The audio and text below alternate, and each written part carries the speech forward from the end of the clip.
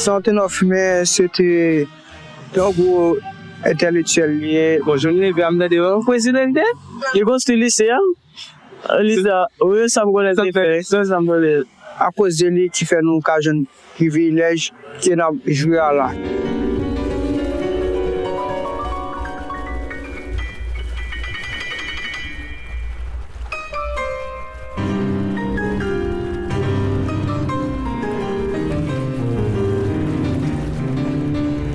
Monter nos films ensemble, son effort. Mais un mystère quand on regarde nos films. C'est comme ça que je décidé sur place.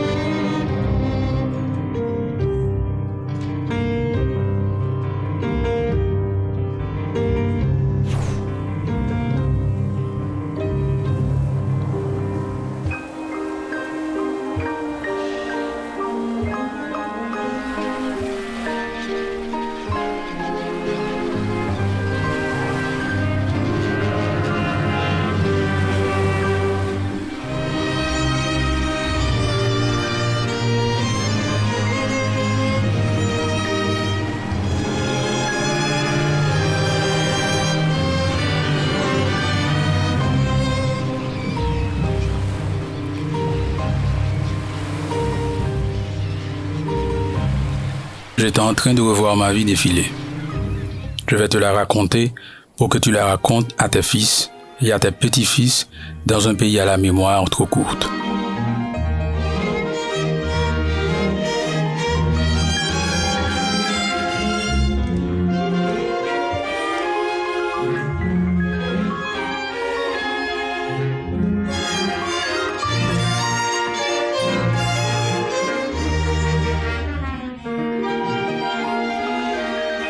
J'avais 17 ans.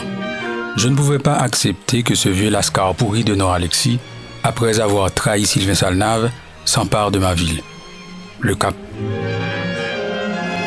En 1842, elle avait été complètement détruite par un épouvantable séisme qui avait enseveli la moitié de ses habitants. Les Capois l'avaient reconstruite avec beaucoup de courage et d'amour. J'exagère peut-être. En tout cas, mon sang ne fit qu'un tour. Dans mes veines, je pris la tête des étudiants, nous nous lançâmes à l'assaut des troupes du général. Je réussis à m'emparer du canon qu'il avait braqué sur la ville. On avait mis en déroute l'armée. Mes camarades exaltés me portèrent en triomphe. Ils oublièrent qu'ils m'avaient toujours tenu à l'écart, ou plus exactement, que je me tenais dans mon coin à cause de ma timidité et de mon caractère solitaire. Je préférais les livres aux fêtes entre copains. Et voilà qu'ils me voyaient comme un héros. Mais je ne voulais pas me lancer dans l'arène politique comme beaucoup de jeunes opportunistes, sans préparation. Je repris mes études. Je voulais me doter des connaissances qui me permettraient de mieux comprendre ma société et le monde qui nous entoure. Sinon, comment pourrais-je lutter avec succès pour les transformer? J'avais beaucoup appris de mon professeur Jules Neff, un normalien français s'il vous plaît. J'écrivais bien le français, le latin et le grec. Mais il avait eu beau essayer, le pauvre maître, et moi aussi. Ma diction était restée horrible et ma nature rebelle au R et au E. C'est alors que j'ai fait une expérience qui allait me servir toute ma vie, avant mes études de droit. J'ai travaillé comme comptable dans la maison de commerce Tappenhorst. J'y ai appris l'allemand. Mais surtout, il me fallait bien connaître la Constitution et le droit de la République pour mieux agir sur le fonctionnement de cet État.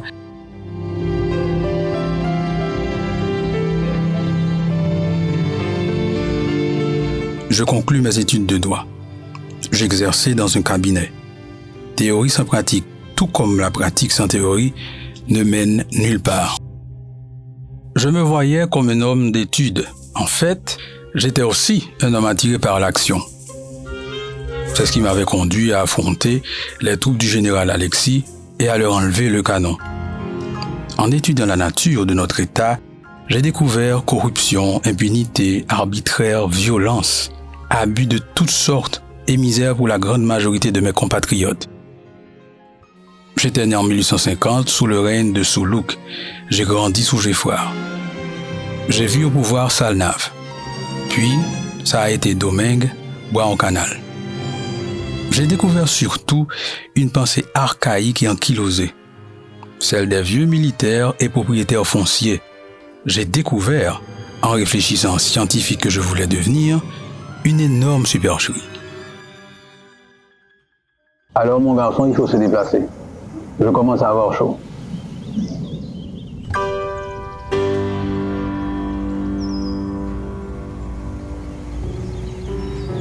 La supercherie. Quelle était-elle, cette supercherie? C'est la prétention d'une solidarité épidermique qui permettait aux traîneurs de sabre, aux despotes et obscurantistes, souvent vendeurs de patrie, de tenir la majorité du peuple sous le joug. Je cherchais des lumières. Je découvris deux hommes, Bois Bazet et Edmond Paul. Ils apportaient des réponses à bien des questions que je me posais. Ils parlaient de modernité, d'industrialisation, de finance, de séparation des pouvoirs, de fin de la corruption, de valorisation du savoir, de répudiation de la force brute. Ils s'intéressaient à des questions concrètes comme l'impôt sur le café et pas à la théorie creuse. Je fondai mon propre journal, Le Messager du Nord, pour diffuser ces idées que je jugeais révolutionnaires. Ces idées galvanisaient les jeunes intellectuels et l'avant-garde des artisans et des travailleurs. Mais elles attisaient aussi la haine des vieux chefs de guerre, des autocrates et de leurs alliés étrangers. C'était en 1873, j'avais 23 ans. En 1879, j'avais 29 ans. Je me porte candidat à la députation du Cap-Haïtien. Ce sont les élections bidons les plus grossières que l'on peut imaginer.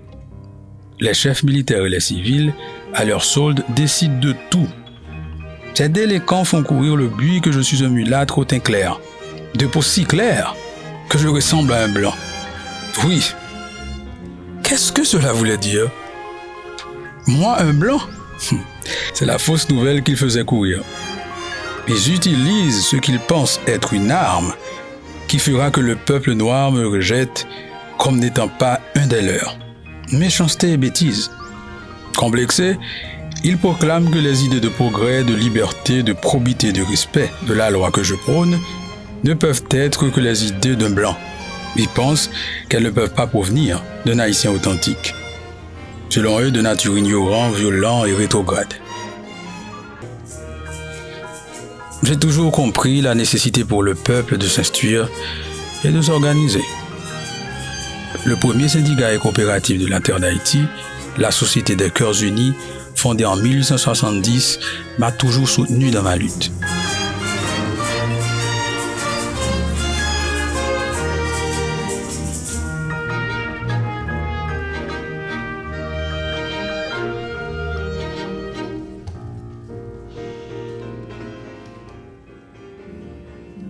Après perdre l'indépendance de Dessalines, de Christophe, et Toussaint, etc., 19e siècle, pour Capois, le personnage principal, central, là, c'est Firmin.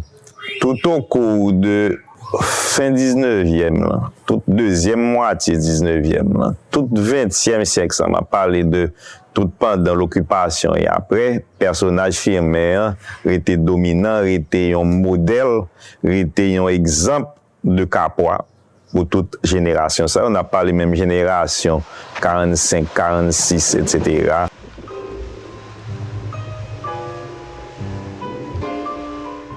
Je suis en exil à Saint-Thomas, ce bout de rocher au milieu de notre mer des Caraïbes.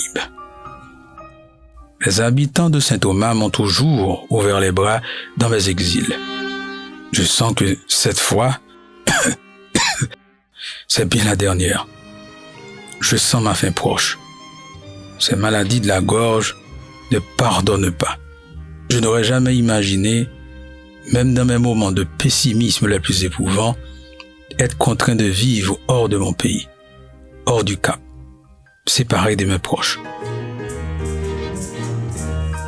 Il a vécu ici pendant quelques années, il a écrit un livre qui a fait beaucoup d'éclat à propos de l'égalité des races.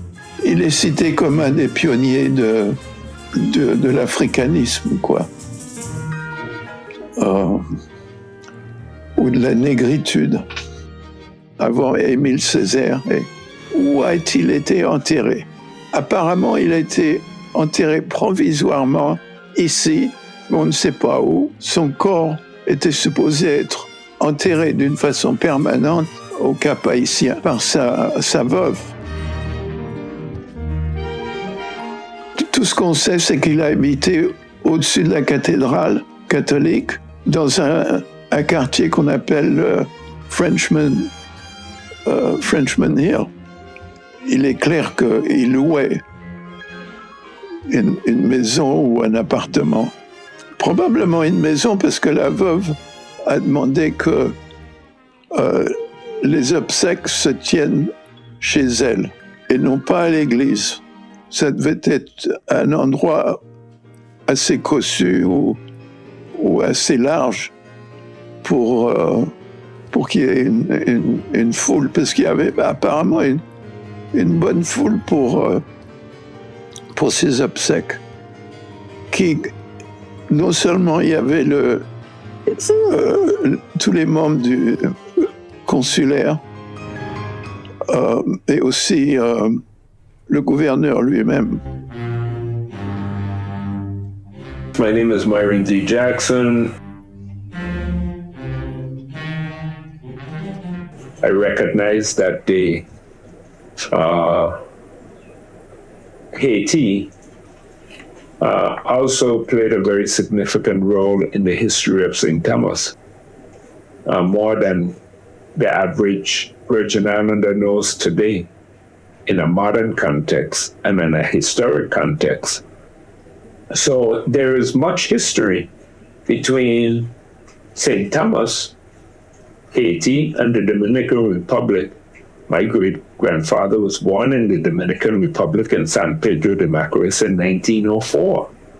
How did a black family from the Danish West Indies decide to leave St. Thomas and go to the Dominican Republic and live there for some years, where my great-grandparents gave birth to him?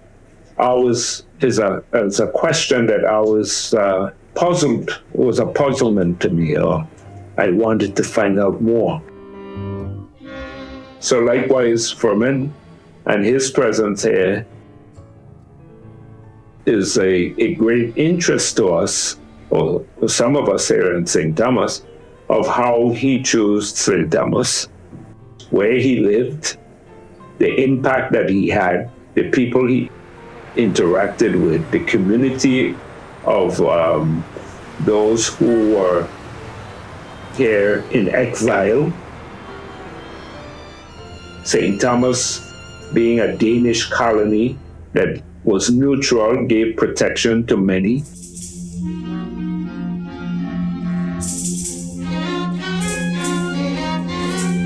Mon père m'avait appris à réparer les chaussures, ma mère à coudre les pantalons. Pas question d'un petit intellectuel qui méprise les travaux manuels. Comme ils se sont dévorés, mes pauvres parents. Je revois le lycée Guerrier. Je revois les écoles où j'ai enseigné. Mon cabinet d'avocat.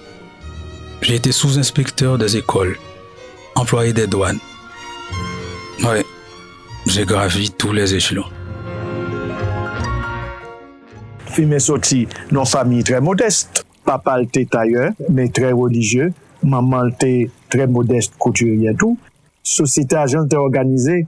T'as des types de segments qui permettent un destin particulier, malgré structure de classe là, viennent vraiment émerger.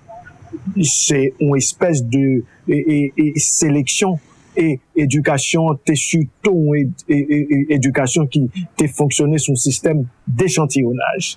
Et firmé pour un échantillon ça yo, mais échantillon ça yo pour firmé, c'est effort yo faire propre tête yo et yo exploiter toute opportunité, toute occasion pour yo arriver côté yo t'a pour aller.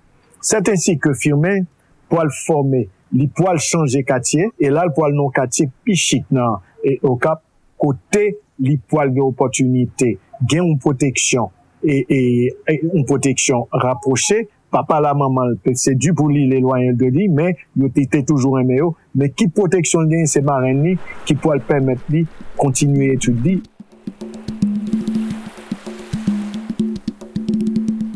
Salomon prend le pouvoir. Il joue de tout pour m'embourber dans son cercle de serviteurs. Je l'écris à mon ami Bruno Prophète. Le général Salomon ne respecte pas les hommes dont il se sert. Il semble prendre à cœur de les mettre dans la boue avant d'en faire un instrument. Son despotisme, son amour jaloux de l'autorité dont il dispose en maître, flétrit, avilit tous ceux qui l'abordent.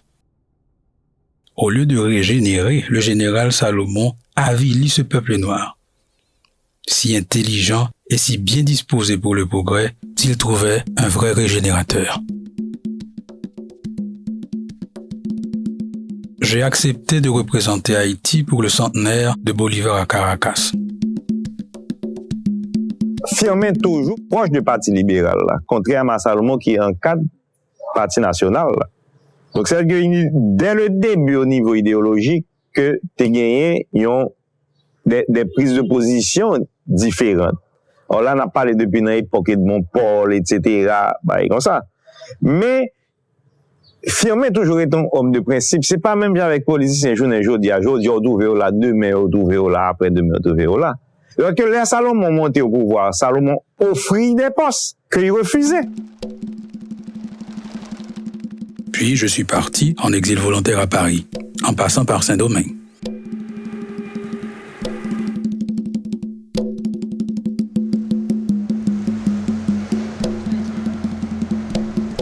À Paris, je rencontre Louis-Joseph Janvier. Il est du Parti national, fondé en 1875, sous le néfaste duo Domé-Rameau, par Demis Delorme. Ce Delorme qui m'avait traité avec mépris de petit nègre de la Foussette, lors d'une polémique sur le style littéraire de Proudhon. Proudhon, ce théoricien issu de la classe ouvrière que j'admire toujours. Et moi, j'étais du Parti libéral, fondé bien avant. Les deux, nous partagions cependant l'idée que seul le savoir peut sauver Haïti. Louis-Joseph Janvier et le docteur Aubertin me présentèrent en 1884 à la Société française d'anthropologie, présidée par un illustre savant, M. Broca. J'y suis admis. Je suis indigné par la pseudo-science, le charlatanisme et le racisme anti-nègre qui y règnent. On nous considère, Joseph Janvier et moi, comme des exceptions qui confirment la règle générale que les Noirs sont des sous-hommes. Je suis écœuré. Je me lance dans une de mes aventures intellectuelles les plus passionnantes. Je me suis plongé dans des recherches qui m'ont permis de réfuter, une par une, toutes les thèses d'Arthur Gobineau sur la supériorité intellectuelle, morale et sociale de la race blanche. En 18 mois, je rédige de l'égalité des races humaines un livre de 650 pages, j'ai 35 ans. Afin de combattre ceux qui présentaient les Noirs comme appartenant à une race inférieure, je fais ce que n'ont pas su faire Nora Alexis, Salomon et tous les sous-racistes rétrogrades d'Haïti. Je le fais dans la citadelle du racisme scientifique. Je le fais devant la crème de la suprématie blanche. Quelle audace! J'en souris encore. Je démontre qu'il n'y a pas de hiérarchie des races et qu'il n'y a qu'une seule race humaine. J'étais tellement fier de mon ouvrage, je me demande si ce n'est pas le principal effort pour la réhabilitation des Noirs après la geste de 1804.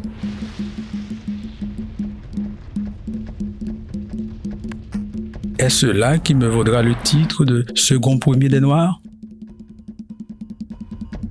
Le premier ayant été Toussaint. Ainsi ironisaient mes détracteurs. On m'a accusé de n'être pas modeste. Comment ne pas être méprisant et fier face à l'arrogante méchanceté des médiocres qui font de l'ignorance une vertu? Je crois que la connaissance vient de faits réels vérifiables. Je crois à la rigueur méthodologique et au doute comme méthode. Je jouis du plaisir du raisonnement objectif.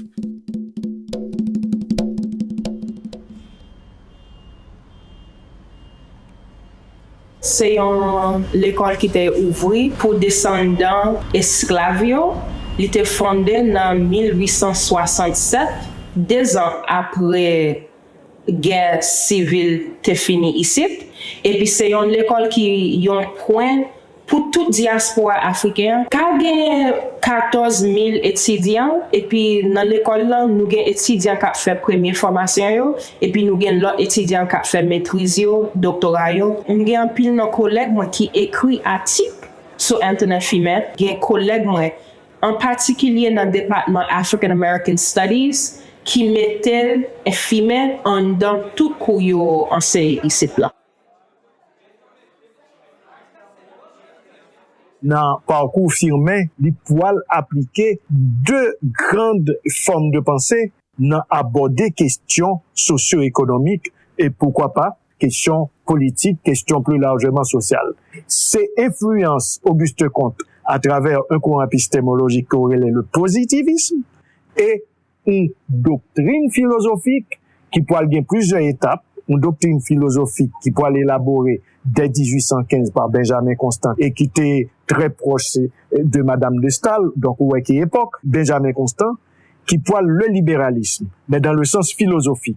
C'est tout simplement, c'est une doctrine de la méritocratie. Les conditions de la réussite, c'est fondamentalement la connaissance. Et le travail sur la connaissance, le perfectionnement du savoir, le renforcement du savoir académique et une logique idéologique de la méritocratie.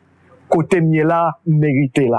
Parce que me travaille, m'étudier pour ça, ou capable de dire que Firmin Poilvin adhérer à partir de 1870, après la mort et Sylvain Salnave, il peut adhérer à la doctrine libérale là, sous influence de sorte à carrelé, c'est méthode.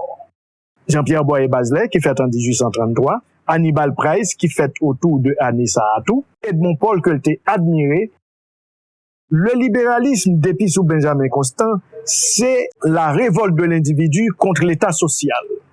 La révolte des minorités contre l'État central. La défiance du Parlement à l'endroit de l'exécutif. Eh bien, tout combat libéraliste et libéraux en Haïti, poil chita en dans Parlement. Et on peut tout Edmond Paul, Boyer Bazelet, Toby Marcelin, yo tout poil dans Parlement. C'est dans Parlement yo poil mener combat depuis sous Nissal Saget contre l'exécutif. Parce que le libéralisme est contre, c'est une théorie de la décentralisation. Constitution 29 mars 1986 là, son constitution libérale, firmée pour traduire combat ça en termes de dénonciation du régime militaro-politique. Il faut absolument remplacer les militaires ignores qui ont eu un bilan négatif, version Firmin, pour les remplacer par des civils. On nous dit tout qu'avant Firmin, le 12 janvier, qui était écrit une brochure pour défendre la question d'égalité des races humaines, pour répondre des racistes en cours. Ernest Renan, qui était un philosophe français. À l'assassinat de Dessalines, c'était une folle défilée qui se chargea de ramasser les restes épars du corps mutilé pour les enterrer. Des fois dans mes rêves, je la vois ramassant les restes épars de mes textes et les déclamer aux 4 vents. Au-dessus des préventions et des préjugés des savants, il y a la science. Au-dessus des erreurs systématiques des historiens, il y a l'histoire. La philosophie est plus forte, plus convaincante que tous les philosophes. Il est bon que les faiseurs de système et les fondateurs de doctrine y réfléchissent. Je décide de revenir au pays en 1887, après plus de 2 ans d'absence. Je rejoins le comité révolutionnaire du Cap. Le président Salomon, qui n'arrive pas à se maintenir au pouvoir, prend la route de l'exil. Un gouvernement provisoire, dirigé par le perfide Bois en Canal, assassine et humilie les hommes du Nord pour essayer d'imposer illégalement à la tête du pays François Légitime, soutenu par les Allemands et les Français. Je n'hésite pas à combattre cette nouvelle atteinte à la liberté et au progrès. Je ne verrai donc jamais ce pays en paix. Je deviens le ministre des Relations extérieures, des Finances et du Commerce, de l'Agriculture et des Cultes de la République septentrionale. Grande comme le royaume de Christophe. 5 ministères, mais pas pour longtemps, heureusement.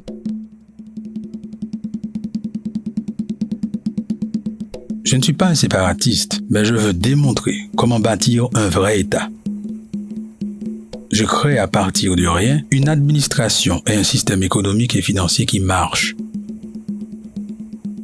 C'est Florvil Hippolyte qui, de président provisoire, devient président de la République après que la paix fut rétablie. Je me dévoue corps et âme à l'élaboration de la nouvelle Constitution. C'était en 1889. Il n'y avait pas que des médiocres dans ce pays.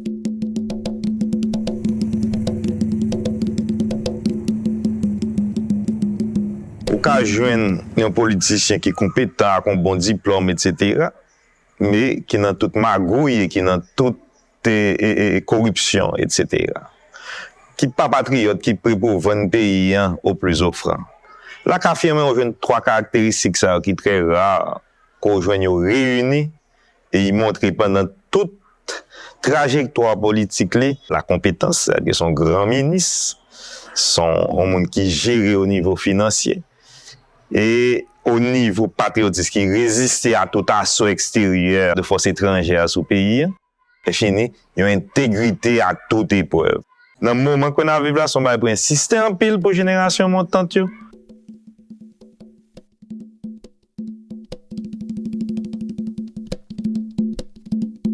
Aucun peuple, pas plus qu'aucun individu, ne peut vivre, progresser, monter avec une ardeur soutenue dans les voies de la civilisation. S'il n'y a point un but, un idéal qui l'attire. Cet idéal pour Haïti, c'est l'effort sublime d'un peuple en vue de la réhabilitation de toute une race d'hommes. J'accepte d'être le secrétaire d'État des Finances, du Commerce et des Affaires étrangères du gouvernement d'Hippolyte. Je démontre en 18 mois qu'au niveau national, nous pouvons avoir un État où règne l'ordre fiscal et où est bannie la corruption dans l'administration et dans les douanes. Mais là où j'allais devoir jouer tous mes talents, c'était en tant que ministre des Affaires étrangères d'aller avoir bientôt 40 ans. En Europe, 14 nations s'étaient réunies à Berlin sous l'instigation de Bismarck pour se partager l'Afrique. Les États-Unis d'Amérique avaient été invités à cette conférence. C'était déjà une puissance qu'on ne pouvait ignorer. On était à l'époque de la construction du canal de Panama. Les États-Unis n'avaient aucune possession territoriale dans l'archipel des Antilles, alors que la France, l'Angleterre, l'Espagne, la Hollande, même le Danemark en possédaient. Profitant des luttes intestines haïtiennes, de la cupidité et de la lâcheté de certains dirigeants, le président américain Benjamin Harrison jeta son dévolu sur le Mall Saint-Nicolas. Les États-Unis, tout en proclamant leur neutralité, appuyaient le coup de Légitime contre les nordistes, entre guillemets, c'est-à-dire contre nous. Pour faciliter ses desseins, le président américain nomma un noir, Frederick Douglass, représentant en Haïti auprès de Légitime, qu'il avait reconnu comme le président de juré d'Haïti en 1889. Mais c'est à Florvil Hippolyte, nommé président entre-temps, pendant la Constitution de 1889, que Douglas put remettre ses lettres de créance. le consortium William Clyde et Bancroft Gherardi se présenta comme le soutien de la victoire d'Hippolyte et exigea le monopole du transport maritime avec Haïti, en jouant sur des documents douteux. C'est ce même contre-amiral Gherardi qui se présenta dans la rade de Port-au-Prince le 25 janvier 1891 en qualité de représentant du gouvernement américain pour exiger la cession du môle Saint-Nicolas, destiné à l'établissement d'une station de charbon des forces navales américaines. Je m'opposais aux prétentions du contre-amiral. Je devais repousser la requête américaine, tout en ménageant la susceptibilité du contre-amiral à la tête de sa flotte. Le contre-amiral déclara que c'est le destin manifeste de ce port du môle Saint-Nicolas de devenir un dépôt à l'usage des navires de guerre. Je lui demandai de présenter les pleins pouvoirs que lui avait accordés le gouvernement américain afin de faire une telle requête. Il les sollicita de Washington, mais ajouta à son escadre un supplément de forces navales. La Navy envoya le 18 avril 1891 l'amiral John Walker, avec son escadre de 4 nouveaux bateaux de guerre, 7 bateaux de guerre en tout dans notre rade. Walker était porteur en plus des pleins pouvoirs. Il faut dire que l'opinion publique en Haïti était exacerbée. Hippolyte s'était absenté pour aller combattre le rebelle mérisier Janis à Jacmel. Je répondis à Gherardi, qui vint me voir, que je ne pouvais prendre de décision en l'absence du président. L'acceptation de votre demande avec une telle clause serait, aux yeux du gouvernement d'Haïti, un outrage à la souveraineté nationale de la République et une violation flagrante de notre Constitution, car en renonçant au droit de disposer de son territoire, il en aurait consenti l'aliénation. L'ambassadeur Douglas et le contre-amiral Gherardi répondirent en exprimant leur désappointement. Les négociations étaient closes. Fin avril, les bateaux de guerre avaient laissé la rade de notre capitale. C'était une victoire retentissante de la diplomatie et d'Haïti sur le fougueux empire américain. Hannibal Price, l'ambassadeur à Washington, me fut d'une assistance à toute épreuve. Et c'était aussi une victoire personnelle du ministre des Affaires étrangères, c'est-à-dire de moi-même. Hippolyte et son entourage m'ont déçu. Il était prêt à faire des concessions incroyables aux Américains lors de la guerre civile. Décidément, les autocrates ne sont pas à la hauteur. Il est vrai que c'est sous son gouvernement qu'on a construit le marché en fer, le palais des ministères, l'abattoir, etc. 19e siècle, on a toujours tendance à dire c'est presque un siècle capois. C'est-à-dire que soit regardez le nombre de présidents immédiatement après Boyer, ils dominaient en pile par les hommes du Nord. Tant au niveau des sociologues, des historiens, etc., des économistes, qui ont travaillé qui pour fait sous deuxième période. Ça. Parce que c'est intéressant dans la mesure que dans tous les domaines culturels, économiques, techniques, médical, il y a une sorte de pays qui prend sursaut, qui voulait sauter côté hier. Après, ils joignent les Durand en littérature, ou après, ils joignent Edmond Paul au niveau économie, pas seulement au Cap, mais dans tout le pays. Il y a un bouleversement au niveau usine, dans toute zone pays, mais principalement dans la zone nord, que des créations d'usines, savonnerie, briquerie. Au niveau agricole, mécaniser l'agriculture, mettez en place des machines à vapeur, etc. Donc, firmer entrer dans le cadre global d'un pays qui a cherché. Et qui a essayé une réponse sur tous les dossiers. Au niveau extérieur, contact avec l'extérieur, c'est-à-dire que le pays devine pas au niveau de lutte libération, à part ça qui est passé sous pétion, mais là qu'on y est, c'est là ça Osemati vient avec firme, Osemati quitté au Cap, là-bas il mourit 2 mois après qu'il quitté au Cap. C'est là, il vient chercher ni moun, ni zam pour y partir, aller, et faire guerre d'indépendance de Cuba. Ou vient gagner une forte immigration, tout, pendant la deuxième moitié du 19e siècle. Ça, contrairement à qu'on y a ça, haïtien qui a parti. Sous garder, nombre de familles italiennes, allemandes, françaises, au niveau des Antilles, même c'est pas parler des moun qui sont dans tout Antilles anglaises, dans tout Antilles françaises, viennent établi. Parce que quand même, nous avons un déficit au niveau de techniciens. Après le départ des Français dans la guerre d'indépendance, où vient une bande de techniciens, soit des cordonniers cubains, des mécaniciens français, pas seulement dans le commerce, mais aussi au niveau technique. Tout. Donc, un pays quand même qui t'a cherché, vous voyez, qui t'a cassé malheureusement en 1915.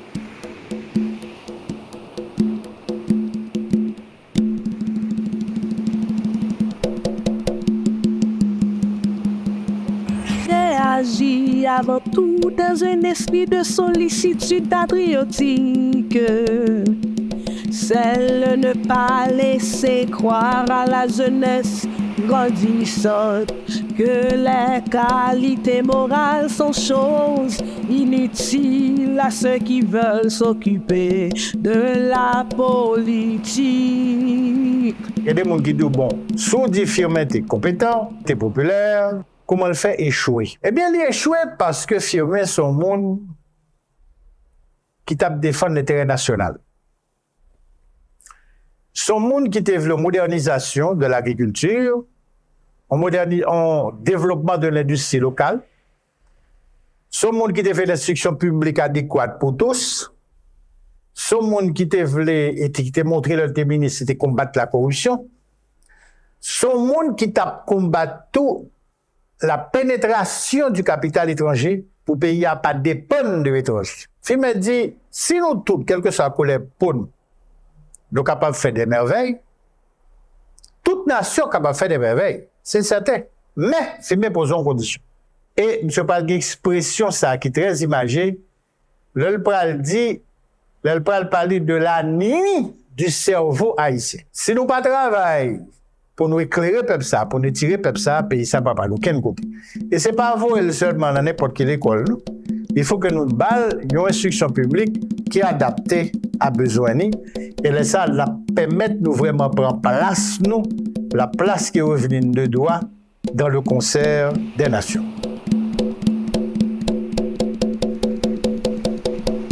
C'est par sa science qu'on prouve son grade, mais on ne prouve jamais sa science par son grade.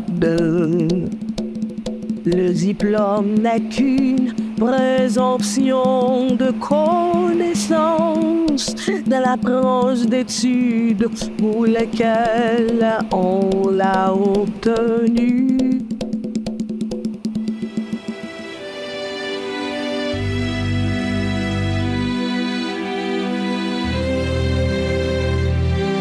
Une démocratie sans liberté est tout aussi absurde qu'une démocratie sans égalité.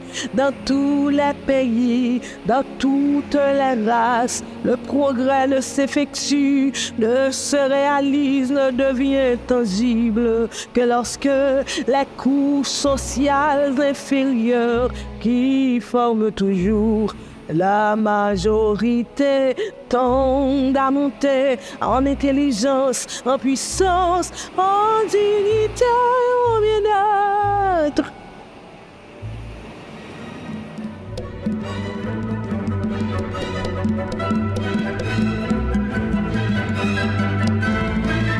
J'ai décidé de me rendre à Paris, puis je reprends mes activités professionnelles d'avocat entre 1891 et 1897.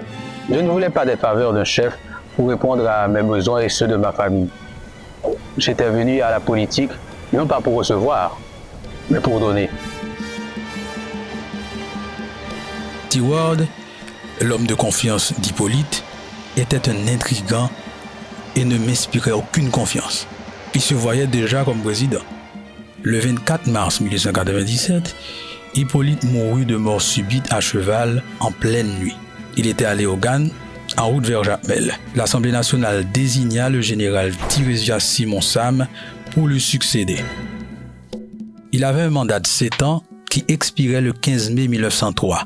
On le disait un débonnaire ouvert aux idées de progrès et de rigueur administrative. C'était un riche bourgeois du Parti national. J'acceptais de revenir au ministère des Finances. Il fallait réduire les dépenses publiques, les sinécures et payer régulièrement ceux qui travaillent dans l'administration publique ou dans l'armée. Je restais 6 mois à ce ministère et au ministère des Affaires extérieures. Mon intransigeance n'a pas servi ma cause. Elle causa la rupture définitive avec les parlementaires. On essaya de salir ma réputation. Je retournai au Cap. En l'année 1900, le général François Maniga, envoyé extraordinaire et plénipotentiaire à Paris, décéda. Sam m'offrit son poste. J'acceptai presque avec joie. Je me plaisais à Paris. On y cultivait les lettres, les sciences et les arts. Je partis avec ma femme Rosa et ma fille Anna. Je note ce point d'histoire pour faire sentir que je n'ai jamais ambitionné le portefeuille qui m'avait été confié.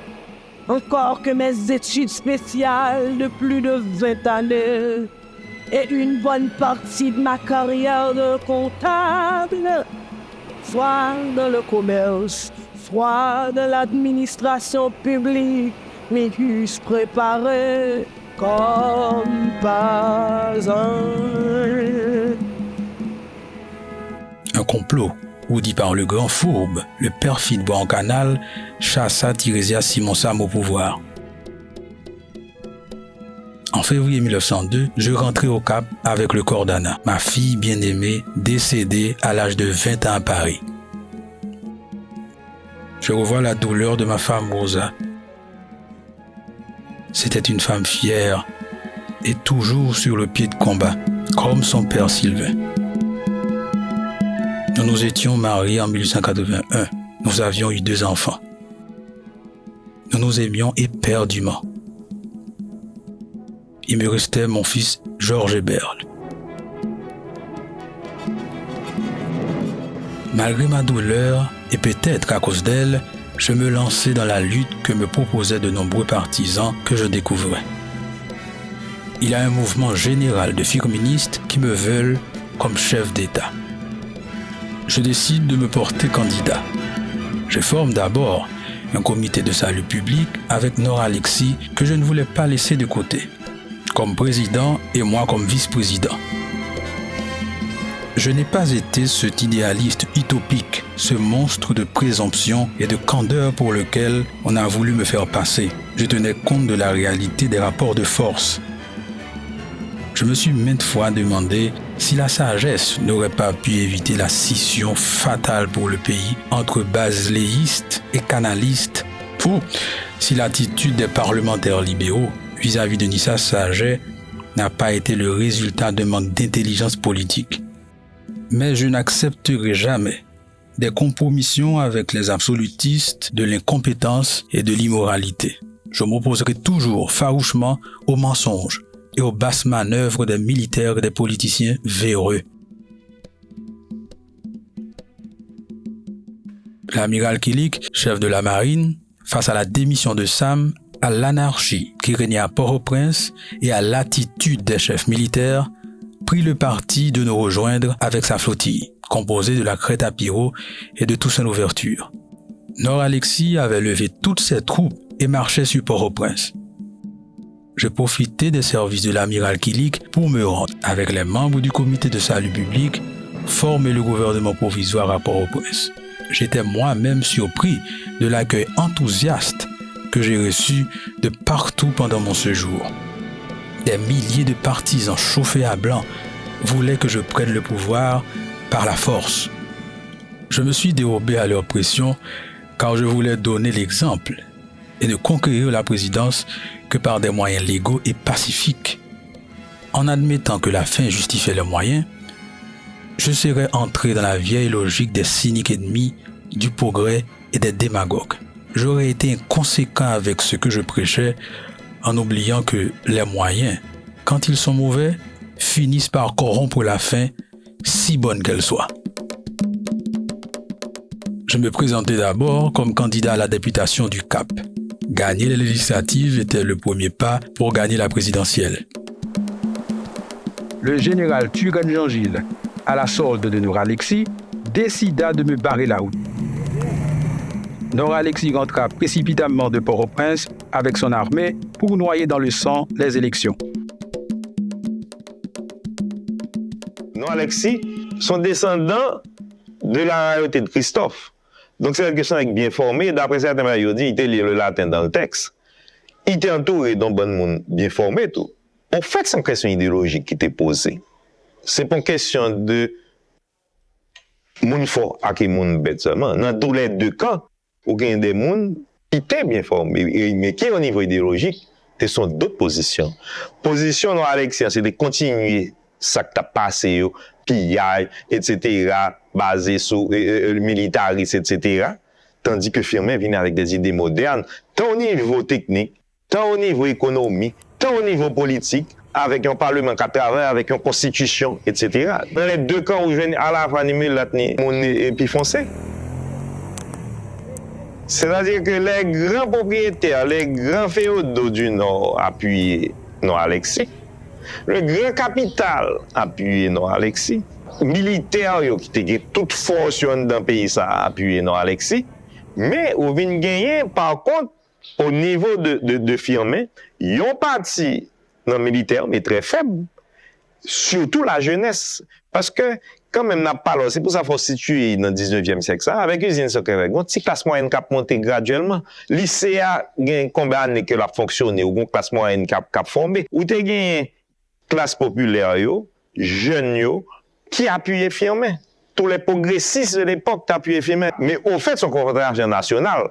Parce que le mouvement firministe, qui a une grosse base au niveau de Gonaïves, au niveau de Petit Gouave, etc. Parce que, après, il y a une répression, quand il y a une fête sur nos Alexis après, c'est pas au Cap seulement, il touchait tout le pays. On a toujours dit que même moi, je suis un pays, t'es Firmin. Ils ont imposé le pays, nos Alexis. C'est pas le pays qui choisit, nos Alexis. J'ai dû transformer mon domicile en une forteresse. Kilik me soutenait. Ma femme faisait le coup de feu à côté de moi. Devant l'assaut imminent de l'armée, nous nous embarquâmes à bord de la Crête à Pirot. Il nous déposa au Gonaïves, où je fus élu député de la commune.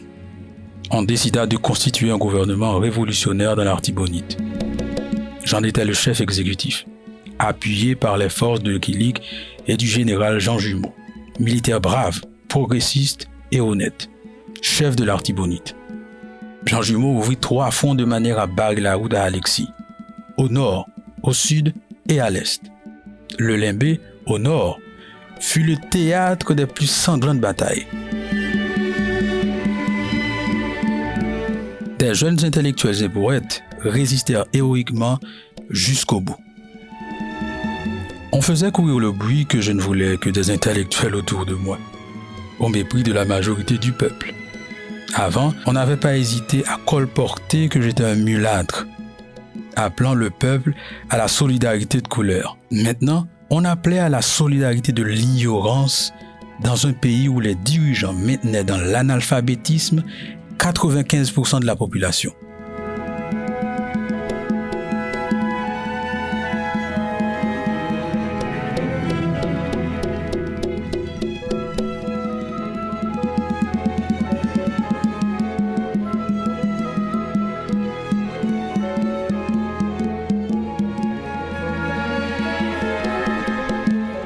J'avais écrit, à l'âge de 28 ans, en janvier 1878, dans Le Messager du Nord, « Ainsi sera notre grande préoccupation d'inculquer dans l'esprit du peuple cette vigilance républicaine qui sauvegarde les institutions aussi bien que les intérêts. C'est pourquoi nous demandons l'instruction publique pour tous, obligatoire même, l'éducation qui seule égalise les hommes. » Nous parlions pour la première fois dans ce pays de droits et de devoirs. J'allais offrir ma vie pour la défense de mes principes. Il y a une grosse base firmée dans le Nord, c'est la Société des Cœurs Unis. Donc c'était vraiment une base populaire de jeunes, de monde qui voulaient un changement au niveau des rapports sociaux dans le pays. Et Gonaïves joue un gros rôle dans ce sens-là. Et c'est ça qui fait que l'épée dit bataille au Kabla que là, les réfugiés Gonaïves, là, il a pour retourner encore après exil dans Criminso, que là, les pays mené en bataille encore, c'est Gonaï qui redescend pour les rejoindre John Jumeau. Et on monte que Rosalvo Bobo, c'était un féministe enragé. D'ailleurs, après il écrit l'artibonicienne, il y a un hymne affirmé que il est l'artibonicienne. Aux armes, dans la ville et la cité. Aux armes. M'a fin changer tout couplet, même gagné, et fin nous te fait mettre et partition, tout bail ça. Pendant ma faut donner pour un monde qui très, et qui fait faire des recherches au niveau de secteur vaudou, il dit, mais chanter ça, pas une cérémonie vaudou, non, qui commençait sans il pas commencer à chanter ça. D'ailleurs, Bobo a mouru à Paris, c'est ça l'a chanté, l'artibonicienne. Pour gagner des intellectuels qui étaient vrais pour le pays et qui étaient fait une chose pour le pays pour mettre tel de compétences, de courage. Des jeunes garçons, tant que Démétrius André, qui était un monsieur bien jeune, c'est Moupradel, jeune avocat, qui a parlé d'ailleurs le prince de la jeunesse féministe, mais on parle gagner tout des intellectuels qui parlent contre monsieur, tant que Stéphane Vincent. Le gouvernement provisoire à Port-au-Prince avait le soutien de l'Allemagne. Il chargea le steamer allemand, le Marcomania, de transporter armes et munitions à Nord-Alexis au nord pour nous combattre. J'ordonnai à l'amiral Kilip de saisir les armes et les munitions du Marcomania. Le 6 septembre, le bateau de guerre, toujours allemand, le Panther, décida de se saisir de la crête à Pierrot en représailles. L'amiral Kilik était avec moi au bord de la mer, y compris la manœuvre. Malgré mes efforts désespérés pour le retenir, il rejoignit son bateau et en fit descendre l'équipage. Seul le docteur Coles demeura à ses côtés. Le Panther s'approcha, Kilik mit le feu aux poudres. La crête à Pierrot explosa sous nos yeux, avec l'amiral à bord bien sûr. J'ai rédigé dans la hâte un texte où j'ai exprimé ma douleur et ma colère, s'opposant à un changement qui détruirait l'ilotisme, élèverait les prolétaires et amènerait au gouvernement la morale, le progrès, la justice, la science. Aujourd'hui, ce sont des Haïtiens friands du pouvoir, des individus imprégnés de sentiments exclusifs, des privilégiés, des monopoleurs qui, redoutant une réforme, une révolution, se sont concentrés pour rendre inévitable l'intervention étrangère. Généreux Kilik, vous avez été sublime devant le trépas. Votre conduite a été glorieuse. Vous avez porté bien haut le pavillon haïtien. Maintenant, trop malheureux peuple, mesurez la gravité de la situation qui vous est faite et dites-vous si l'heure de l'entente et de la réconciliation peut être encore ajournée. 2 mois après, c'était l'évacuation du Limbé. Nord-Alexis avait fait piller ma maison et saccager ma bibliothèque. Il a fait brûler mes livres que je chérissais.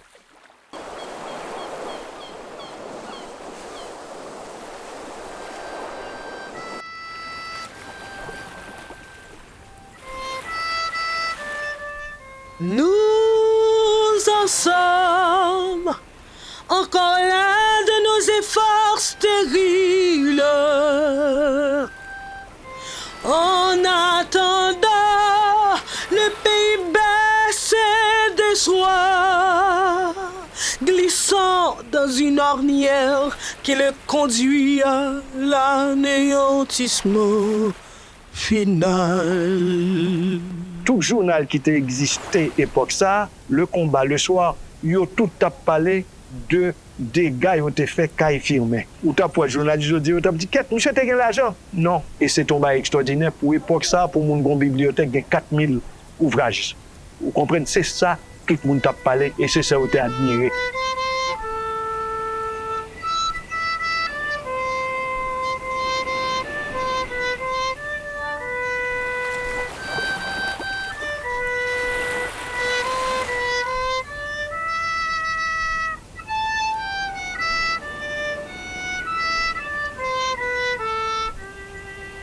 Le 13 octobre de cette malheureuse année 1902, je m'embarquai pour l'exil avec le général Jean Jumeau. On arriva à Saint-Thomas qui appartenait aux Danois et où les habitants étaient des Noirs comme nous. C'était le début d'un exil de presque 8 ans.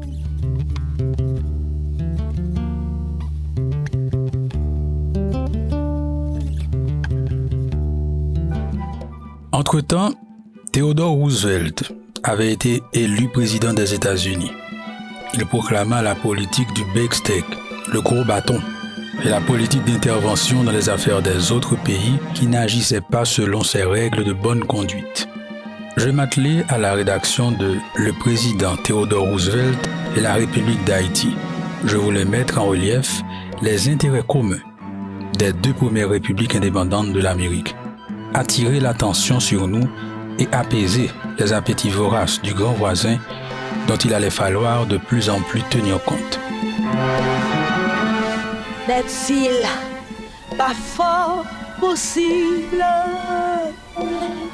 avant 100 ans de voir un homme d'origine éthiopique appelé à présider le gouvernement de Washington et conduire les affaires du pays le plus progressiste de la terre, pays qui doit infailliblement devenir le plus riche, le plus puissant par le développement du travail agricole et industriel.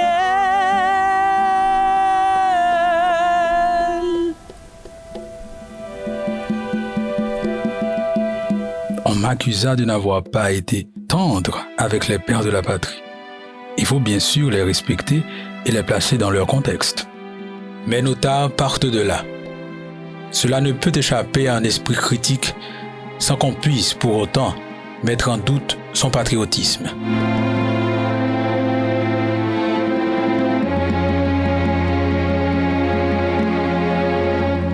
Le monde ne reste pas stationnaire. Les nations, les races, en se coudoyant sur le théâtre de l'histoire, passent sous cesse et reviennent sur la scène avec des rôles différents.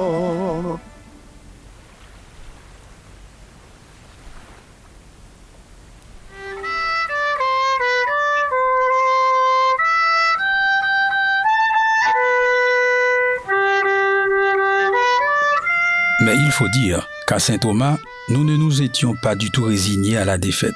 Loin de là. Le 25 décembre 1906, au cours de la nuit de Noël, Jean Jumeau, accompagné de 4 autres combattants, partit à bord d'un voilier en direction des Gonaïves. Ils avaient pour mission de soulever le département. J'avais chargé un homme de confiance, Giordani, d'acheter des armes et des munitions à New York et de prétendre qu'il s'agissait de produits commerciaux à destination de Monte Cristi en République dominicaine.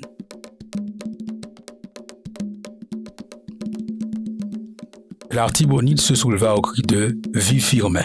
Mais le bateau qui devait ravitailler les troupes de la Révolution en armes et en munitions fut retenu dans les eaux de New York et mon agent arrêté.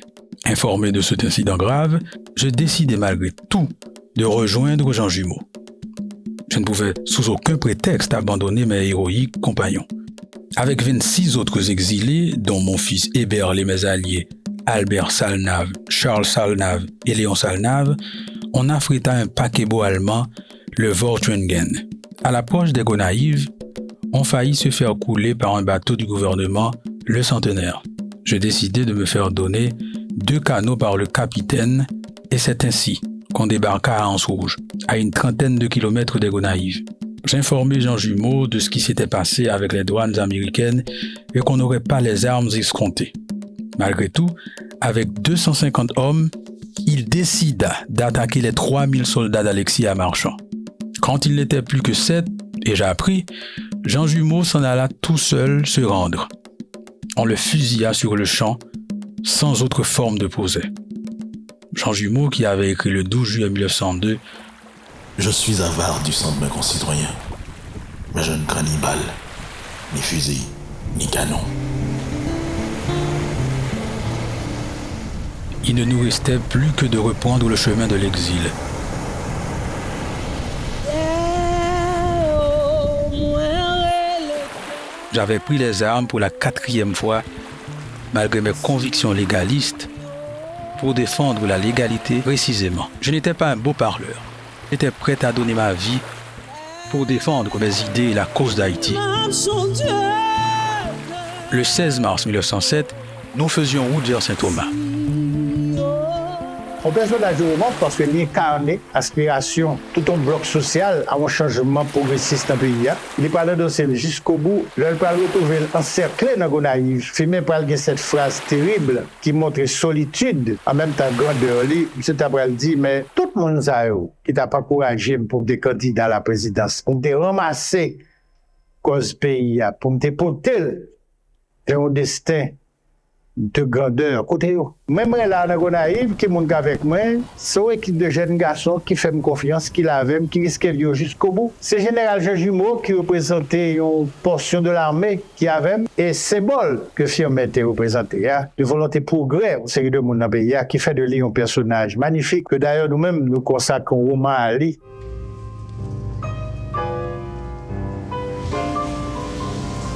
Le nom de Saint Thomas évoque pour l'Haïtien la vie de l'exil avec ses angoisses, ses tentations. Je suis, néanmoins, heureux de l'opportunité de faire récupérer le nom de cette île aride, vrai rocher au sein de l'océan. Ces rocs dénudés, parfois recouverts d'une légère couche d'humus, s'adaptent harmonieusement au regard de l'exilé, errant et sombre. Mais il suffit de grimper à 300 ou 400 mètres de hauteur pour découvrir presque de tous côtés un horizon, éveillant l'idée de l'infini. C'est une fête des yeux lorsque le soleil épand l'éventail de son spectre lumineux sur la baie, irisant les flots de couleurs chatoyantes. Je repris ma plume. Il en sortit les lettres de Saint Thomas, mon meilleur ouvrage peut-être. J'y ai utilisé toutes mes connaissances juridiques et mes réflexions sur le droit de propriété des étrangers en Haïti, toutes mes connaissances de philologie, de linguistique et de littérature sur la langue française en Haïti. J'ai souligné l'importance de bien connaître notre démographie pour faire de la politique et de l'économie de façon sérieuse. Je défendis l'idée d'une confédération des Antilles. Je suis sidéré de voir que pendant que notre population augmente, notre capacité d'achat, de même que notre puissance de production baisse d'une façon alarmante. Ce qui devrait attirer particulièrement l'attention des gouvernements, c'est l'organisation d'une police instruite et honnête, sachant faire son métier. Pourquoi qu'on est capable d'inscrire, firmer comme penseur politique à partir de les lettres de Saint Thomas, une mine de connaissances, une maturité intellectuelle, et à partir de ce moment, c'est notre texte ça que Firmin annonçait que nous sommes capables d'une occupation. Depuis l'Antiquité grecque et même jusqu'à Première et Deuxième Guerre mondiale, le hôtel de civilisation était un caractère absolu. Il y a un peuple qui est civilisé, il y a un peuple qui n'est pas civilisé. Dans l'aide de Saint Thomas, c'est pratiquement, implicitement, Firmin déclare, s'il n'a pas adopté code nation qui est civilisé et qui réussit, qui est aussi avancé, qui est très civilisé, eh bien, nous capables d'occuper. Là, l'IBAI, son caractère, à mot civilisation, un caractère d'unicité. C'est après la Seconde Guerre mondiale surtout que des travaux anthropologiques, des anthropologues pour recadrer terminologie civilisation, de caractère absolu, ils pourraient passer dans caractère relatif. Il m'a réalisé que même sous son ministre qui vient faire travailler, mais tout autant qu'un président corrompu en l'état tout, travaille la pape qu'a fait. Il passe ministre sous Faville Hippolyte, il passe ministre sous Seriza Simonsam, c'est peut-être le ça que rend compte que s'il veut changer le pays, c'est pouvoir pour le bras. Et pour prendre pouvoir, il faut que mon avant, Frédéric Bastet, qui est un intellectuel, qui n'est pas de féministe, qui était même contre Firmin, qui était contre M. Libéraux, que Firmin était réclamé de eux, qui était considéré comme des lunatiques, des gens qui ne comprennent rien dans la nature humaine, dans la réalité sociale. Il peut dire que l'homme était féministe à l'époque, ou pas qu'à raisonner avec elle, ou pas qu'à parler avec elle, c'est comme si c'était une religion.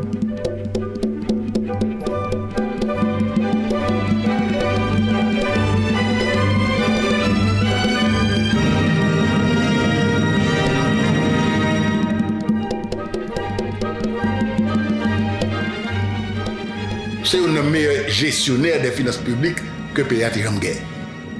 Antinor Firmin joue une économie qui est sous la graba. L'État a une dette énorme, pas seulement dette extérieure qui vient de l'indépendance là, mais dette intérieure est aussi importante. Pour qui ça? Parce que il y a à peu près une vingtaine ou trentaine de commerçants étrangers, c'est-à-dire d'Allemands, d'Américains, de Français, etc., qui étaient là, qui t'a prêté l'État COB chaque année, parfois chaque 6 mois, à des taux d'intérêt qui étaient très élevés, c'est-à-dire 18-20%. Les prêté l'État COB là, c'est parce que y a un déficit fiscal, c'est-à-dire l'État pas rentré à ces COB pour faire face à la responsabilité le gain. Les firmes viennent ministre des Finances, firmes garder état économique pays a combien de COP cap rentré et combien de COP cap sorti à qui ça comme cap sorti a servi et pour qui ça ne pas rentrer plus COP à partir de taxes sous café à partir de douane. Donc firmes font double bail, c'est-à-dire que ils mettent l'ordre non jeune douane fonctionner qui fait permettre plus COP rentrer et li mettent l'ordre tout non gens que n'a prêté COP dans mes commerçants li diminue le taux d'intérêt que n'a payé commerçants et lui permettre que li font loi côté que loi sur le courtage côté que li dit Port-au-Prince c'est 18% ou bien Port-au-Prince c'est 10% ou bien Port-au-Prince c'est 9%, Jacmel c'est 6%. Commerçants obligés de respecter comme barème ça pour qui a prêté l'État. Deuxièmement, gon deuxième film fait. Gon ba yote le commerce des feuilles. Et commerce des feuilles là, je m'ai pas parlé en de lui. Ça lié commerce des feuilles là. Feuille là c'est une feuille de paix, c'est-à-dire que feuille d'apprêtement côté avec ça avec une feuille que tu payes mon yo chaque mois. Mon cap travail dans l'administration publique là. Donc c'est mon yo gen feuille là d'après feuille de paix. Yo y a non mais pour y toucher, yo dit yo pas gen cob. Donc moun ça y a le code commerçant, même commerçant qui kon prêter l'État yo. Y a le code commerçant, yo dit commerçant yo est-ce qu'on va payer après comme ça payer salaire. Commerçant acheter feuille là dans mais yo à 50% à 60% de sac sous feuille là. Si ce 100 par exemple 100 gouttes, yo bay moun nan 60 gouttes. Yo bay moun 50 gouttes. Et puis, quand il y a commencé ça, qui a plus poids, qui a plus force, il y a allé avec contre l'État, avec faire ça, et puis dit l'État, paye-nous. Donc, il faut mettre l'ordre dans ça, qui vient faire que l'économie a marché normalement, dette extérieure à payer normalement, et dette intérieure à payer normalement, et diminuer. L'ordre fiscal, ça, que FIBA mettait, fait que, les vins gomban l'ennemi tout commerce ça, qui t'a fait comme, avec brigandage là, il n'y a pas les mêmes jeux.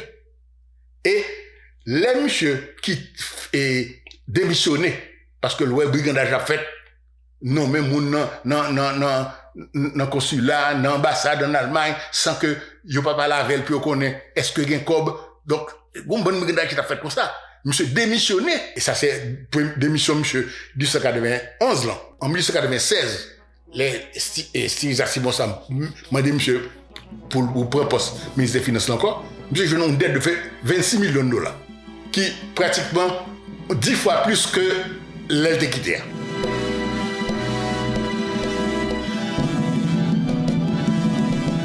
Le monstre Alexis est renversé. Il avait odieusement fusillé le poète Massillon Kouakou et ses 2 frères. Alexis semble, sous mon influence, avoir voulu donner un coup retentissant à la corruption en entreprenant le procès de la consolidation. Hommage du vice à la vertu. Antoine Simon, le général du Sud, qui se prétendait du Parti libéral, a pris le pouvoir. Je retourne au pays. Antoine Simon me nomme ministre plénipotentiaire à Cuba. Je ne regrette pas cette expérience. Ce séjour à La Havane me fit souvent penser à ma rencontre avec José Martí en 1893 au Cap-Haïtien. Quel talent et quel courage! Au niveau de lutte libération cubaine, Salomon te proposition contre patriote cubain. Alors que Firmin était lui-même en position de appuyer José Martí, appuyer la libération de Cuba. Il semblait que même gouvernement cubain était en difficulté avec parce que semblait que monsieur était en contact avec des Noirs qui tapent gourmand pour l'émancipation noire au Cuba. Est-ce à cause de mes relations avec les Noirs de Cuba que Port-au-Prince décida, 6 mois plus tard, de me transférer à Londres sans me consulter? Ou estimait-il de préférence que ma proximité représentait un danger pour le pouvoir? Malgré mes démarches à Londres où j'allais, je ne reçus pas mes émoluments. Honteux et outragé, je remis ma démission et décidai de m'embarquer pour Haïti. À l'arrivée à Saint-Thomas, on a voulu me faire descendre du bateau à la demande des autorités haïtiennes. Je m'y suis opposé de toutes mes forces. À Porto Rico, on voulut me faire descendre à nouveau. Ils n'en ont pas été capables. À Santo Domingo, la même scène se répéta. J'étais convaincu qu'il me fallait atteindre le Cap haïtien et que j'allais pouvoir ainsi retourner chez moi. Les soldats m'y attendaient, amassés sur le quai. On mit le cap sur Port-au-Prince. L'armée était encore là sur les quais. Après Petit Goâve, les Gonaïves, on revint au Cap, mais les autorités m'en refusèrent l'accès le 8 janvier 1911. Je cherchais avidement à distinguer parmi les toits de la ville quelque chose de ma maison que je n'avais pas vu depuis 9 ans et où ma femme devait être cruellement affectée. Puis, mon regard se fixa automatiquement sur la place du cimetière où dorment du sommeil éternel mes frères, mes sœurs, ma mère, ma fille. Je me rejetai sur ma chaise longue et j'ai fermé les yeux pour résister aux larmes. Simon et le traître Jérémie ne donnent pas un passeport à ma femme pour qu'elle m'accompagne. Et me revoilà à Saint-Thomas. Le président dominicain Juan Isidro Jiménez m'offre son soutien pour renverser Antoine Simon avec qui il avait des différends sur le tracé de la frontière. C'était à l'encontre de mes sentiments patriotiques. Je m'y oppose catégoriquement. Après 3 ans de pouvoir, Antoine Simon est rattrapé lui aussi par le cycle infernal de l'instabilité. Il part en exil. C'est Cincinnatus Lecomte, le nouveau président provisoire. On se connaît bien. Je vais pouvoir enfin retourner chez moi. Vaine illusion. Mon errance et mes tourments recommencent d'un pays à l'autre.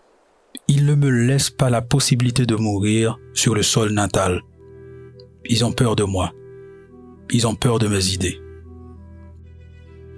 J'ai tenté de les rassurer en publiant un message où je déclarais renoncer à la lutte politique, peine perdue. J'ai écrit en janvier 1911 « L'effort dans le mal », publié à Porto Rico, où je raconte ces mésaventures.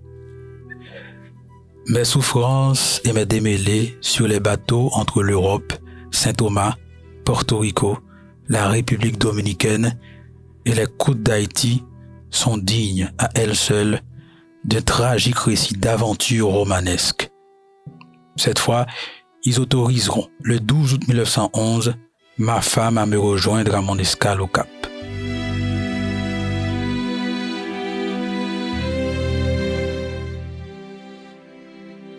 17 septembre 1911, yon mois pita, révolutionnaire ténor firmé, nek savé, combattant, visionnaire, mouri peut-être à cause d'un cancer dans gorge, dans Saint-Thomas. Li te gen 61 l'année. Journal New York Times dit même bagay ak ennemi en ténor yo.